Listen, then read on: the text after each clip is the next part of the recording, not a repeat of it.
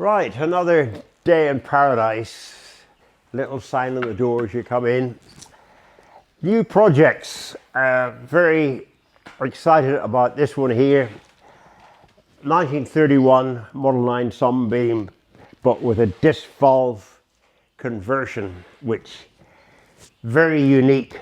That's the Model 9 Sunbeam, but it has got disc valve conversion. So where have we got the present? Well, as you see, it's a bit of a state. That's pretty rough, so that'll all need a bit of serious bit of TLC. So that's the tank. Actually, it's a silver solvered tank, which means that we can't chrome plate it. It'll have to be painted, because if you put it in a vat, all the solder would melt, and your tank would be a load of bits. So we'll pop that there. So now you've got a good view of the disc valve in here, and the drive this side. The good news is, the very good news is, you see the plug is being quite busy. It's carboned up and been used quite a few miles, so it gives us the encouragement that the engine has worked recently, so there shouldn't be any carnage inside. We move on then to induction variations. You've got, obviously most engines have got the poppet valves that pop in and out, but lots of engineers had a go at rotary valves. This is the Norton rotary valve here. So as you see, as this turns, you open the port, inlet in here, gases fly in here, combustion chamber, and then there you go. You've got your exhaust going out that way. Tremendous size of port, but they were never successful. That was shaft drive. The main problem was heat. And you've a big lump of aluminium that expands quite a lot when it gets hot, with a steel liner which doesn't expand, so you've got an awful lot of clearance, so never really got it cracked. This one here is the bar and stride sleeve valve, where you see the sleeve oscillates here, opening and closing the ports. Highly brilliant bit of engineering. That's the sleeve that pops up and down. You see it goes up and down like that, and opens and closes the ports as it rotates. They made quite a lot of them, but again, you got this heat problem where the action area up here gets red hot. The bottom end keeps cool in the crankcase, so a lot of differential temperature. So you had to have a lot of clearance in the sleeve, which didn't help the performance. But they use this in aircraft, Bristol aircraft engines too. They were quite successful, but pretty low revving, about 2,500 RPM maximum. Miller was quite pleased. This was a spare engine we had, so Miller decided to make a sectional engine out of it. So got the disc cutter, put a strap down there, cut down here. Hey, Gusto, out there, dress that up, painted it there. You can see how the ports operate, and that's the exhaust inlet in here. So move on. This is the RC Cross rotary engine. They raced these in the Isle of Man. Rogers used them. They never finished, so enough said. So all sorts of problems. Again, this heat problem. You see the massive cooling fins they had on the barrel and head to try and keep this temperature business uniform. That's your sleeve valve, turns in there, opens and closes your ports. Inlet in here, exhaust out there, and off you go.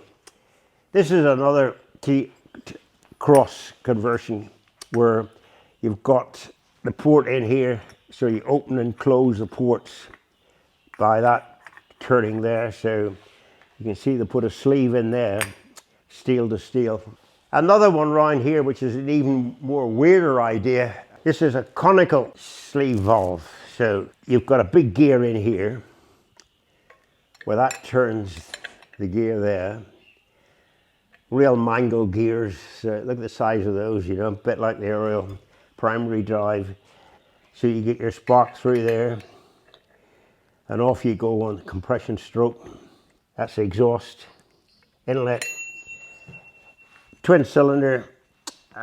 Bit weird, but lots of things were a bit weird in the early days when people were experimenting with various concepts. We'll move on again further. Remember we did the 1935 first Triumph twins, designed by Val Page, who later went to Ariel. Jim will run through it here in a moment. He's just arrived. This is some of the bits and pieces. This is the zinc stuff that we had back from the platers. We zinc plated the spokes, all the bits and pieces. Serious nice finish. Yeah, since the last film we did on this engine, the top end's been off. I've done a decoke on it. Obviously it's all been blasted and repainted. The valves have been lapped in. New piston rings. So that's the top end more or less done. We're waiting for the chrome to come back. I think we pointed out the double helical cut primary before, which is very advanced for the time. And also this side, now we have the gearbox and timing covers off because they've been polished.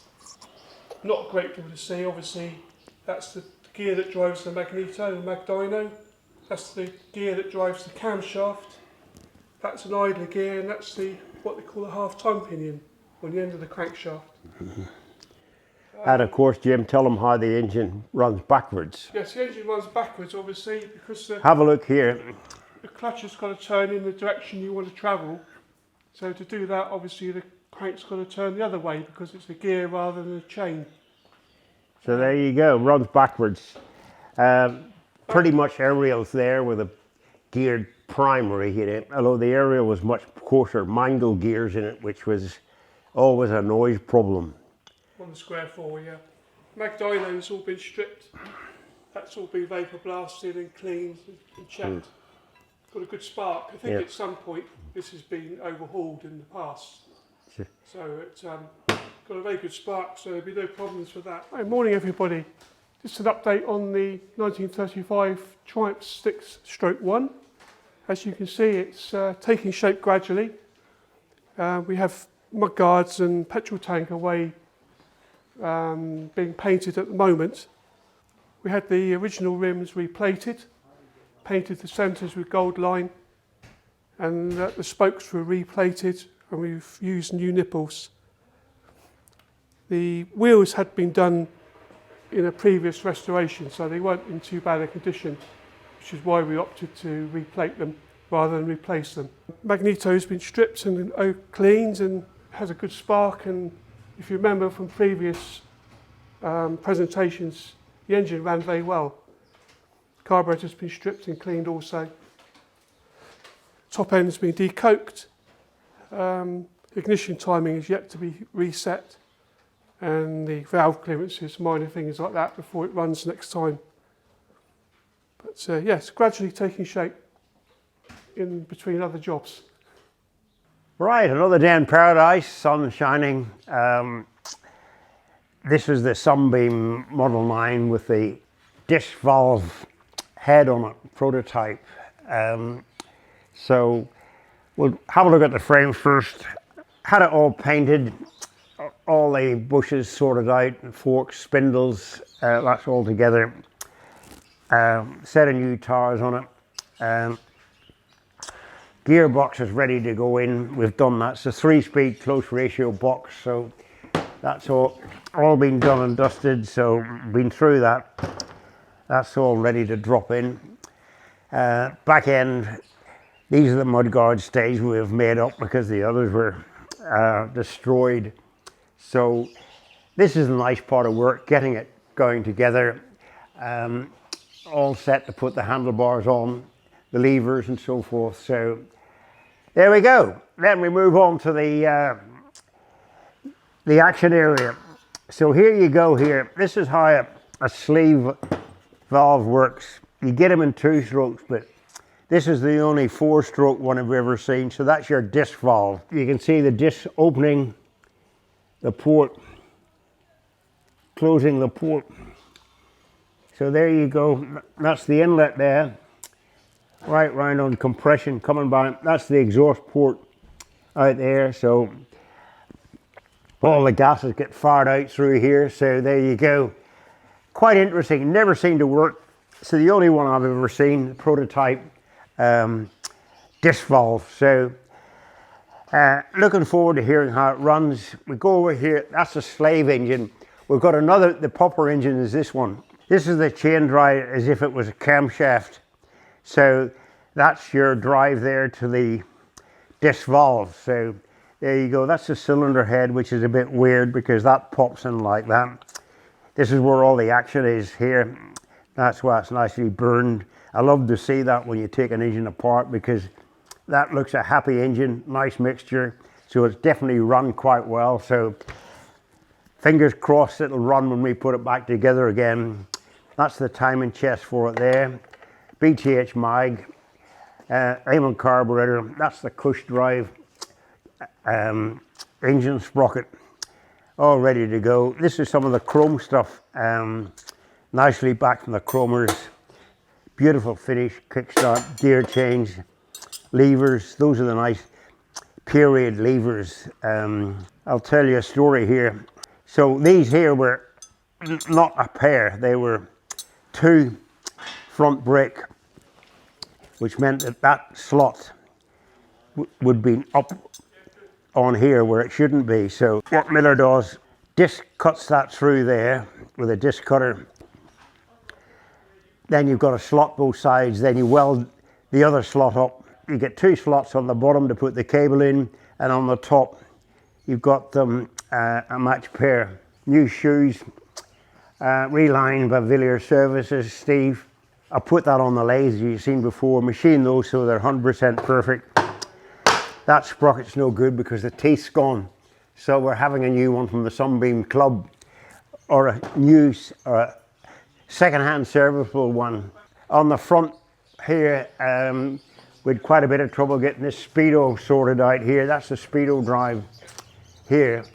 That was quite difficult. The gears were bunched up, so we had to source new gears for the speedo drive. So there we go, all set. So next visit you'll probably hear it running. So here's to the next day. Right, you ready?